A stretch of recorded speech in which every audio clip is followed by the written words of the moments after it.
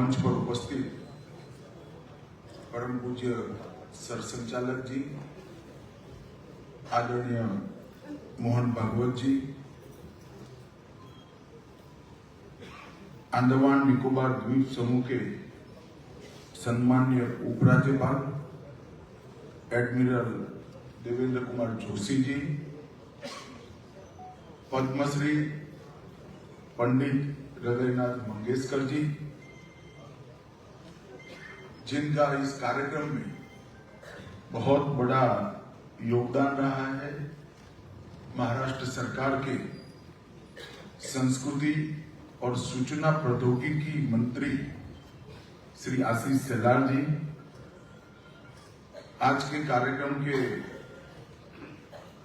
उत्सव मूर्ति श्री अमेया हेटे और श्री नरेंद्र हेटे जी, और आज इस सभागार में उपस्थित वीर सावरकर जी को श्रद्धांजलि देने के लिए, उनके विचारों को, उनके कर्तृत्व को और उनके जीवन कवन को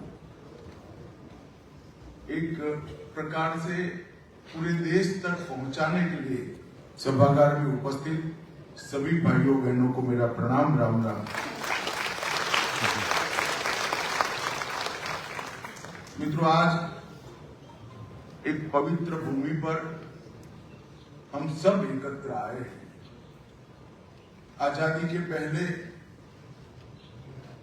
जिसको यहां लाया जाता था, अपने आप कोई नहीं आता था। जिसको यहां लाया जाता था, परिवार उसको भुला देता था। काला पानी की सजा उस जमाने में कोई नहीं सोचता था कि काला पानी की सजा से कोई वापिस भी आएगा, और अगर वापिस भी आया तो शरीर, मन, आत्मा इतने शीर्ण विशीर्ण हो जाते थे कि वो अपने मूल स्वरूप को कभी प्राप्त नहीं कर सकता था। परंतु आज ये हम सब भारतवासियों के लिए एक तीर्थ स्थान बना है, क्योंकि यहाँ पर वीर सावरकर ने अपने जीवन के सबसे कठिन समय को बिताया। इस स्थान हमारे स्वतंत्रता संग्राम के दूसरे महान स्वतंत्रता सेनानी सुभाष बाबू की स्मृति से भी जुड़ा है, क्योंकि जब आजाद हिंद फौज ने भारत को आजाद कराने का प्रयास किया, तब सबसे पहले भारत की जिस भूमि को आजाद कराया, उसमें यही अंडमान निकोबार द्वीप समूह था, जहां सुभाष बाबू थे। और उन्होंने ही इस वक्त इस द्वीप समूह को शहीद और स्वराज दो नाम देने का सुझाव दिया था, जिसको नरेंद्र भाई ने प्रधानमंत्री बनकर जिसको जमीन पर उतारने का काम। अंडमान निकोबार एक द्वीप समूह नहीं है, एक प्रकार से असंख्य स्वतंत्रता सेनानियों के तप, त्याग, समर्पण और अक्षुण्ण राष्ट्र भक्ति के योग से बनी हुई तपोभूमि। यहीं पर अनेक लोगों ने अपने जीवन की आहुति भी दी है। यहां पर अनेक स्वतंत्रता सेनानी, मैं बहुत डिटेल सेल्यूलर जेल के रिकॉर्ड का स्टडी किया हूं। 2 ही प्रांत ऐसे हैं जहां से यहां स्वतंत्र सेनानियों को फांसी नहीं मिली है। समग्र भारत से, हर प्रांत से कोई न कोई इसको यहां पर फांसी के फंदे पर लटकाया गया। यह ये तपोभूमि है। तो आज बहुत बड़ा अवसर है कि यही तपोभूमि पर वीर सावरकर की आदमकद प्रतिमा का लोकार्पण हुआ, और लोकार्पण सावरकर जी के विचारधारा को एक प्रकार से सही मायने में आगे बढ़ाने का काम जो संगठन कर रहा है, इसके सरसंचालक पूजनीय मोहन जी के हाथों से हुआ। ये भूमि भी पवित्र है, वीर सावरकर की स्मृति भी पवित्र है और मोहन जी के हाथ से इस प्रतिमा का अनावरण और सोने में सुहागा की तरफ इसको चीर स्मरणीय बना।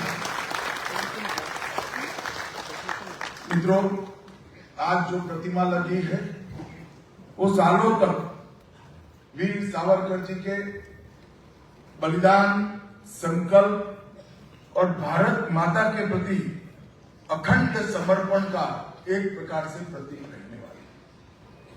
ये प्रतिमा कई दशकों तक आने वाली पीढ़ियों को सावरकर जी के जीवन से प्रेरणा लेने का संदेश दी।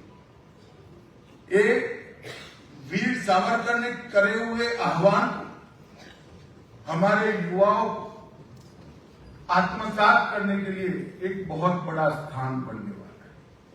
वीर सावरकर का साहस का संदेश, मातृभूमि के प्रति कर्तव्य परायणता का संदेश, दृढ़ता का उनका गुण और राष्ट्रीय एकात्मता और सुरक्षा और समृद्ध राष्ट्र की कल्पना को युवाओं को सौंपने का एक बहुत बड़ा स्थान बनेगा। सावरकर जी का एक वाक्य मेरे जैसे कई सावरकर जी के अनुयायियों के लिए बहुत महत्वपूर्ण है। वीरता एक भय का अभाव नहीं, वीरता भय ऊपर प्राप्त की हुई विजय। जो भय को नहीं जानते हैं वो हमेशा से वीर होते हैं, परंतु सच्चे वीर ये होते हैं जो भय को जानते हैं और परास्त करने का साहस रखते हैं, वो ही वीर। और सावरकर जी इस वाक्य को जिए।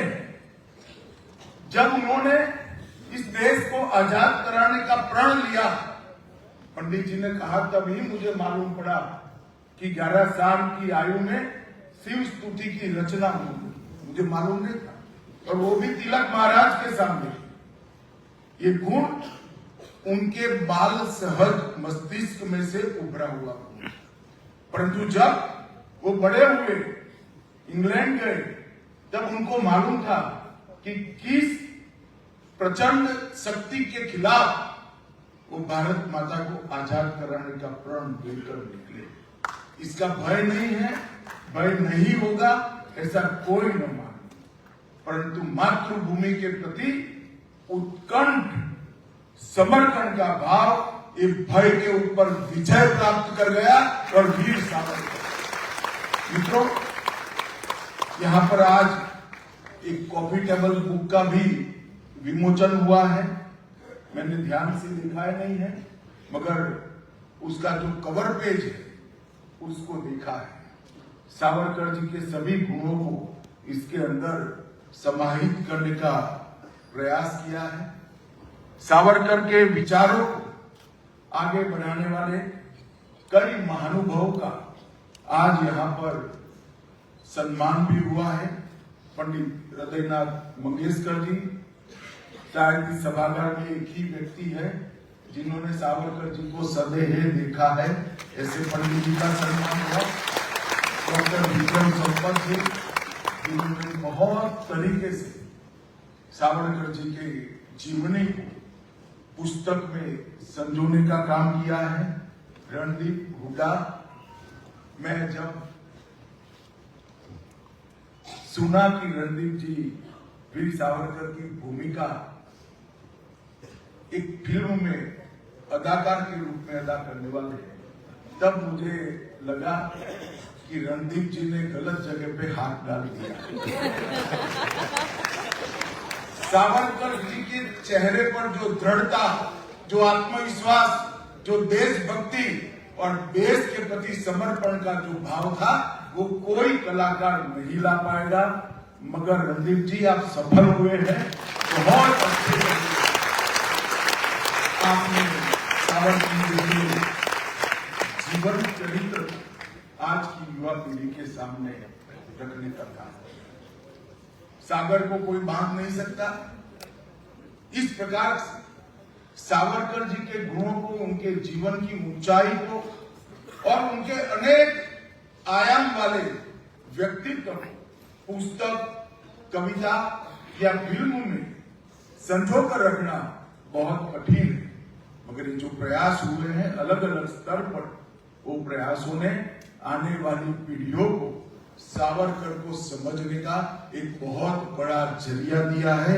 इसलिए आज जिन सभी महानुभावों का सम्मान हुआ है उनको भी मैं मनपूर्वक प्रणाम करना चाहता हूं। आज पंडित हृदयनाथ मंगेशकर जी और उनकी टीम ने जो संगीतमय प्रस्तुति की, इससे पूरे भारत के लोग आह्लादित हुए। ये कार्यक्रम जो भी देखेगा वो कुछ साल पीछे चला जाएगा। मराठी में की काफी लोगों को लगा होगा कि मैं तो मराठी नहीं हूं, मगर मैं आधा मराठी हूं। मेरी पत्नी महाराष्ट्र से आती है, तो मुझे मराठी समझ में तो आती है। और सागरा प्राण तरमरला ये गीत एक प्रकार से मातृभूमि के विरह में लिखा हुआ गीत है, परंतु एक आजादी की युद्ध के लिए प्रस्थान गीत भी है। उसी गीत में उन्होंने सागर जितनी समस्या को भी भारत माता आचमन कर पी जाएगी, ऐसा भाव उन्होंने रखकर ये आजादी का एक प्रकार से उद्घोष उन्होंने किया था। यहाँ शरद पोक्से जी का भी सम्मान हुआ। और आज सावरकर जी के सम्मान में 116 साल पहले रचे हुए अमर गीत को सागर तुम मेरी मातृभूमि की ओर ले चलो, प्राण अब कुंठित होते हैं। तो प्राण कुंठित तभी होते हैं जब विरह, वेदना, सहन शक्ति के बाहर जाती है। एक देशभक्त युवा विदेश के किनारे पर रहकर जब कहता है कि मातृभूमि के विरह से मेरे प्राण कुंठित होते हैं, वो ही देशभक्ति की पराकाष्ठा का वर्णन कभी इससे अच्छे शब्दों में नहीं कर सकता। ये गीत की रचना इंग्लैंड के ब्राइटन सागर किनारे पर की गई और इसके एक एक पंक्ति में, एक एक शब्द में मातृभूमि के प्रति अमर प्रेम झलकता है और यही इस गीत को अमर बनाता है। वो ये भी कहते हैं कि मुझे वहां ले चलो जहां मेरी जड़ें हैं, जहां का हर कण मेरे अस्तित्व को पहचानता है। व्यक्ति का अस्तित्व सिर्फ शरीर से नहीं बनता है। व्यक्ति का अस्तित्व जिस विचारधारा का वो अनुसरण करता है वो विचारों से भी होता है। व्यक्ति का अस्तित्व आत्मा जिसको श्रेष्ठ मानती है वो संस्कृति से भी होता है और व्यक्ति का अस्तित्व उसके कर्म से भी होता है। और वीर सावरकर के ये तीनों गुणों को अगर कोई पहचान पाता है तो भारत ही पहचान सकता है। और इसलिए उन्होंने कहा था मुझे वहां ले चलो जहां मेरी जड़ें हैं, जहां हर कण मेरे अस्तित्व को पहचानता है। मित्रों, मैं बहुत छोटा था, सावरकर जी के बारे में उस वक्त के शिक्षा पाठ्यक्रमों में कोई बहुत पढ़ाया नहीं जाता। मगर जब मैं विद्यार्थी परिषद का कार्यकर्ता बना, हम सबके मार्गदर्शक थे प्रोफेसर नारायण राव भंडारी। नारायण राव भंडारी ने मुझे एक पंक्ति दी। वो पंक्ति थी, तुझ साठी मरण ते जनन, तुझ बिन जनन ते मरण।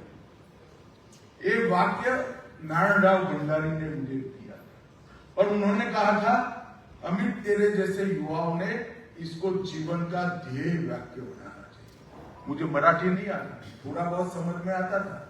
मैंने भंडारी जी को कहा कि भंडारी जी ये वाक्य किसके द्वारा बोला गया और उसका भावार्थ क्या है? तो उन्होंने कहा ये वाक्य वीर सावरकर का वाक्य है कि मातृभूमि तेरे बिना जीवन मेरे मृत्यु के समान है और तेरे लिए मृत्यु ही मेरा जीवन का लक्ष्य है। और इनके वाक्य में अनेक युवाओं जीने की प्रेरणा दी होगी, मरने की प्रेरणा। मैं आज इस मंच के माध्यम से देश के युवाओं को भी कहना चाहता हूं, एक समय था जब देश के लिए मरने की जरूरत थी, देश के लिए शहीद होने की जरूरत थी।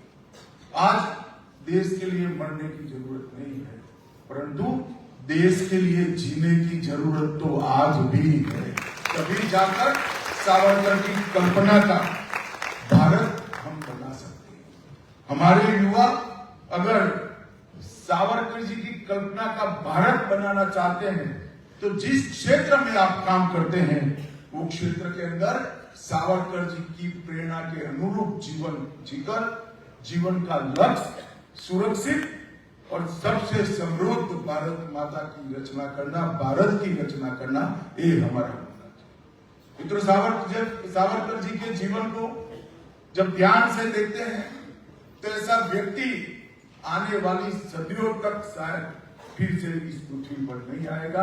इतना महान व्यक्ति, वो राइटर भी थे, वो फाइटर भी थे, वो जन्मजात देशभक्त थे, एक आर्ष दृष्टा भी थे, एक बहुत बड़े समाज सुधारक भी थे, एक बहुत बड़े कवि और लेखक भी थे। गद्य और पद्य दोनों पर सिद्धता हो ऐसे साहित्यकार बहुत कम है, मगर मैंने सावरकर जी के साहित्य को बहुत अच्छे से पढ़ा है। मैं निर्णय पर ही नहीं पहुंच सकता हूं कि वो अच्छे कवि थे या अच्छे लेखक थे, दोनों में वो उत्कृष्ट थे। वो एक बहुत बड़े भाषा शास्त्री थे। पंडित जी ने कहा ऐसे अनेक शब्द उन्होंने अपने आप बनाकर हमारी भाषाओं को पूर्ण करने का काम किया। आज गृह मंत्रालय के अंतर्गत भारतीय भाषाओं का विभाग भी आता है, राजभाषा का भी विभाग आता है। तो राजभाषा मतलब हिंदी का प्रवाह, जीवन प्रवाह, और भारतीय भाषाओं का जीवन प्रवाह पर अध्ययन होते। लगभग 600 से ज्यादा शब्द ऐसे हैं जो वीर सावरकर जी ने हमारी भाषाओं को पूर्ण करने के लिए हमारे शब्दकोश में दिए हैं। और मित्रों, मैं कुछ 2-3 शब्द आपको बताना चाहता हूँ। हम पिक्चर देखते, आर्ट डायरेक्शन किसका है? आर्ट डायरेक्शन सावरकर एरा के पहले कहीं इसका हिंदी नहीं था, कहीं इसका भारतीय भाषाओं में समावेश ही नहीं था। सावरकर जी ने कहा मैं विदेशी भाषा का उपयोग नहीं करूंगा। उन्होंने आर्ट डायरेक्शन को कला निर्देशन कर एक नए शब्द की रचना।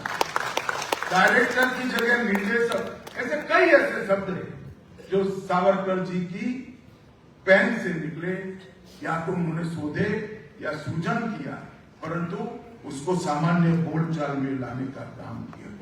मित्रों, एक हिंदुत्व के प्रति दृढ़ श्रद्धा रखने वाला एक जीवन था जो आधुनिक भी था और परंपराओं को भी साथ में लेकर इसका वहन करने वाला भी। वीर सावरकर जी ने